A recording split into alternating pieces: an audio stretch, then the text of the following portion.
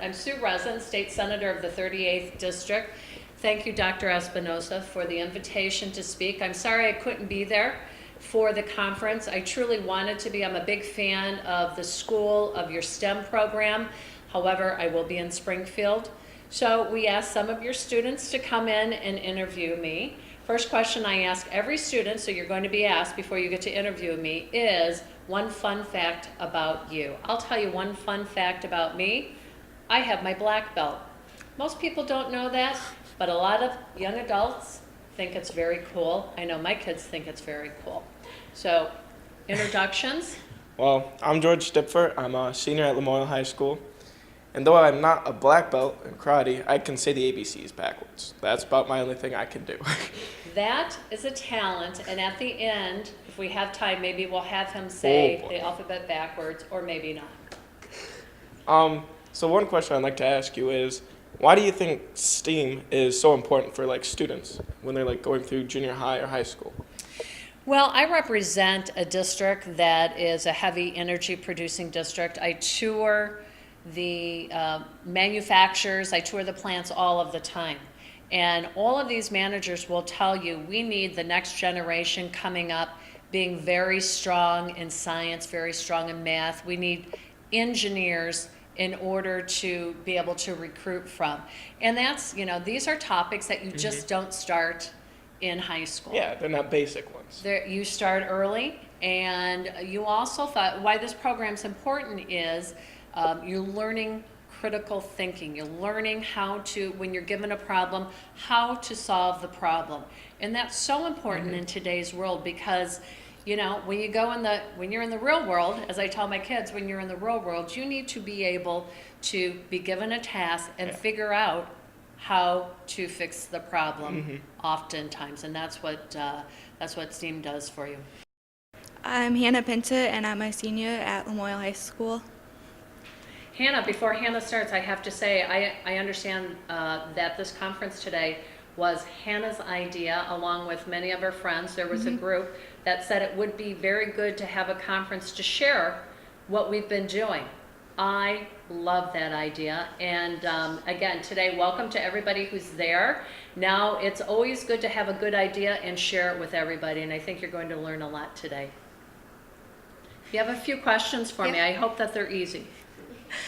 Which is your favorite letter of STEAM? Science, technology, engineering, art, ag, or math? Oh my gosh, all of the above. I'm going to say, again, I represent an energy producing district, but I also represent an agricultural district. I just finished today, before I came back to my office, I had about 20 people from the ag community, from my agricultural advisory council, meet and give me an update in the ag community. I actually grew up on a farm, 200-acre, very small farm.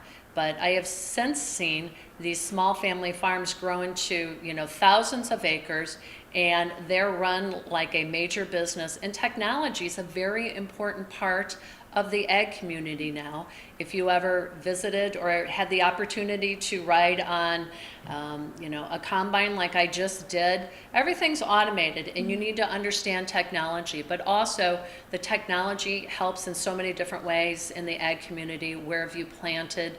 What your yield is, and all of that. So it's very important in all aspects, but people don't think about technology and agriculture, and that's what you're seeing now. I'm Brianna Light. I'm a sophomore at Lemoyne High School, and a fun fact about myself is my freshman year I went to state for science fair. That's an impressive fact, actually, much better than my fun fact, just so you know. Okay. So you have a couple questions for me. Again, I hope that they're easy, but appreciate you coming in here as the new future leaders that I always say someday will take my spot. That's always my goal. Well, okay then. Let's start off with, so there's this battle between good and evil with technology for kids. I mean, one second it's you need to get off the technology, the next second it's more, learn with it, grow with it. How do you feel about the technology with the younger generations growing in with it? That is a great question. So I have 4 children, well actually they're in their 20s, so 4 20-year-olds, and when they were growing up, technology was not as prevalent as it is now. the challenge is setting boundaries in that world. So if they were smaller, if I were raising little kids in this boom or this era of technology, it's important to have boundaries and structure in regards to technology to make sure that the parameters are in place so they're just not having their heads buried in the phone or the computer all of the time. But the flip side is, and I see my 20-year-olds and how they communicate now when they're out and about, and it's fascinating to me because they're always, as my husband says, they're on their phone, but they're on their phone researching or figuring out what we can do, where we can go in a very short amount of time, or paying over their phone in a, versus the old way of writing the checks out. Technology and the advancements have allowed the new generation to be very efficient and very effective. But especially though, if you have young kids, I'm a firm believer that you're gonna have to, that you will have to have parameters to make sure that kids are still outside playing. I grew up on a farm, so we just lived outside all of the time. I think that there's a balance to be had. To all of the students there, I look at you as leaders of the next generation. There's tremendous value about what you're doing, and you'll learn a lot. And again, I appreciate the opportunity to come into your gym and talk to you today. Thank you.